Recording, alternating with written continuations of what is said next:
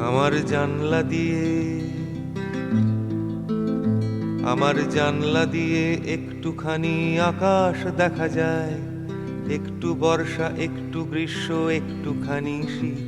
সেই একটুখানি চৌকো ছবি আঁকড়ে ধরে রাখি আমার জানলা দিয়ে আমার পৃথিবী। সেই পৃথিবীতে বিকেলের রং হেমন্তে হলুদ, সেই পৃথিবীতে পাশের বাড়ির কান্না শোনা যায়।